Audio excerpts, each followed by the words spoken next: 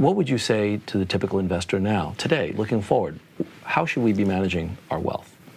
Well, let me, I tried to cover this. You'd be surprised at some of what I've done in the asset allocation chapter of my book a little bit. Because I've come to the conclusion there's really not a very good answer. I've concluded that regular rebalancing is not terrible, but not necessary. I've come to conclude that a 60-40 portfolio is probably the best option, rather than going from 80-20 to 20-80 in a target retirement plan. I may be right and I may be wrong on that. And I find it's something very individual, and clearly, I mean, everybody knows this intuitively at the beginning. There are no easy answers to this.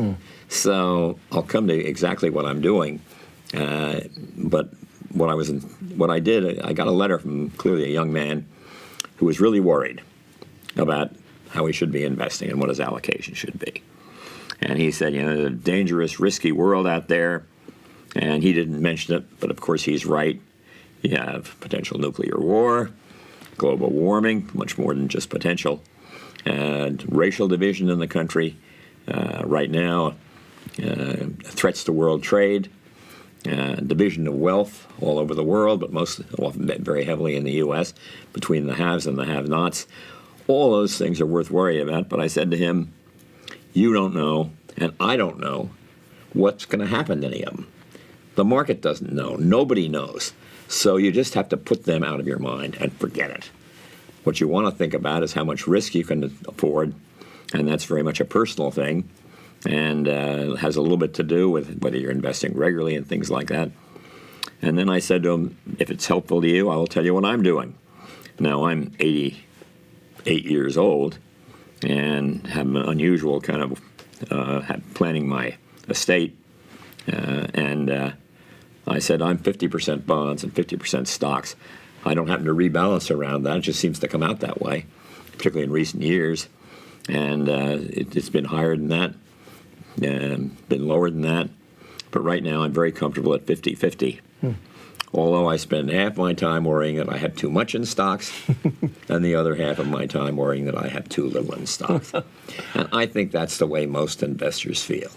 They don't know what the right number is, and when the market's going up, they say, God, why don't I have more in stocks when it's going down? So you're your own worst enemy in all this. Yes. But having some stability without automatically rebalancing, I don't think you need to do that. And anybody understanding, economists certainly understands this, that the less you rebalance, the more you're going to have, because you're always selling the better performing asset. And you don't know what it'll do in the long run. But I also look at it as very importantly, and this is kind of an interesting thing.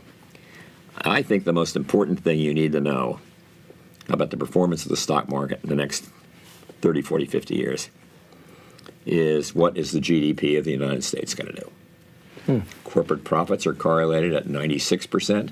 S&P dividends are correlated at 96% with the GDP of the United States. The GDP doesn't grow quite as fast, but not a big difference, 6.7 compared to 7.5 or something like that. And then it'd be nominal. And so what interests me is in Peter Lynch's book, something about Wall Street, One Up on Wall Street or something, he says there's no number that could interest him less than the GDP number. Is it going up or down? And what that is a statement that the short term is more important than the long term. And I don't believe the short term is more important than the long term. And then you even get in Freakonomics. Those wise guys, they did a nice interview with me. I haven't heard all of it yet, but I will someday. Say, pay no attention to the GDP. Well, it's everything. Right. But it's not everything today and tomorrow. Right. The GDP probably rose today about 365ths of 1% or something, whatever it is. And we don't pay any attention to it. But it all comes down to, for your, the best portfolio is, are you an investor or are you a speculator? And if you're going to keep changing things, you are speculating, because we can't know. If you're going to put commodities in there, the ultimate speculation. It has nothing going for it, no internal rate of return, no dividend yield, no earnings growth, no interest coupon, nothing except the hope, largely vain probably, that you can sell it to somebody else for more than you paid for it. how that could be even considered gold, let's say, an investment, I do not know.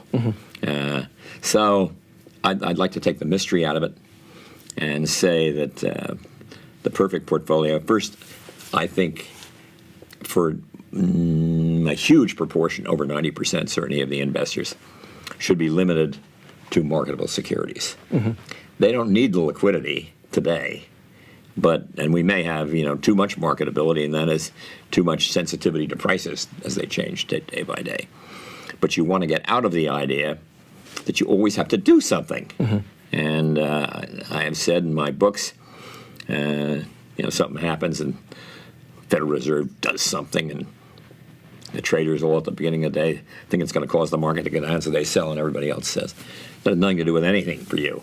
And when you hear news and your broker calls up and says, do something, just tell them my rule is don't do something, just stand there.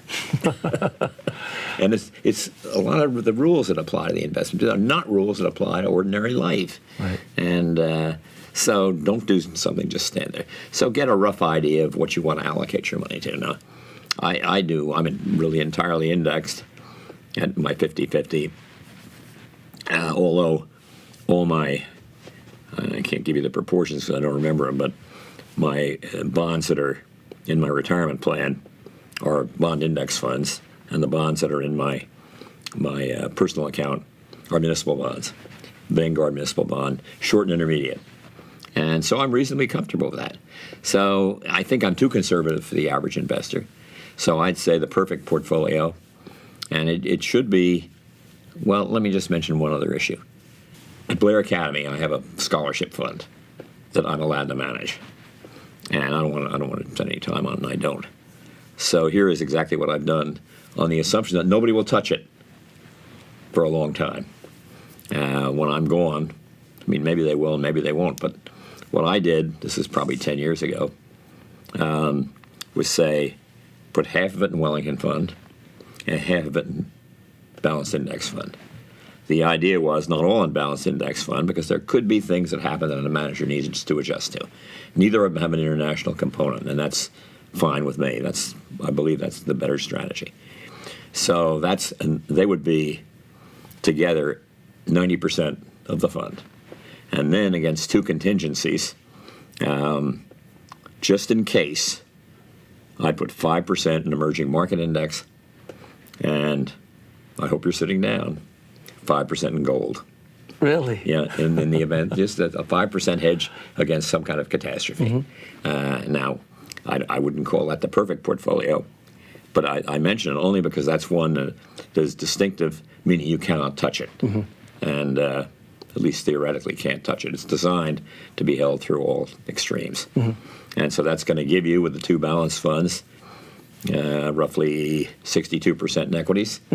There's going to be, with Wellington Fund, more corporate bonds than the index fund has. I think the index is something that we should be very, very careful about because it has, for the want of a better expression, too damn much in governments. Right. I don't think any individual would have a bond account 70% in governments and 30% in corporates. Right. Maybe it should be the reverse. I think that makes more sense. Yeah. Can I prove that? No. I'm sorry, I can't. So it's looking at the long term, looking at the numbers, looking at cost above all. There's no ideal portfolio, perfect portfolio that ignores cost. Now, I've seen these articles saying, well, for example, commodities, no internal rate of return, silly, including gold, except if nobody's looking and we have something explosive, that will help, and it probably shouldn't hurt you too much. This portfolio actually has done rather well in the last couple of years, and it's fine in the long run. And so, it may be doing better than my own, but I don't look at my performance because I'm so conservative. Right. I look at the funds, but it's almost all indexed. Right. And I do have Wellington Fund from those days with Mr. Morgan, and I wouldn't give that up as a sentimental matter, but I should.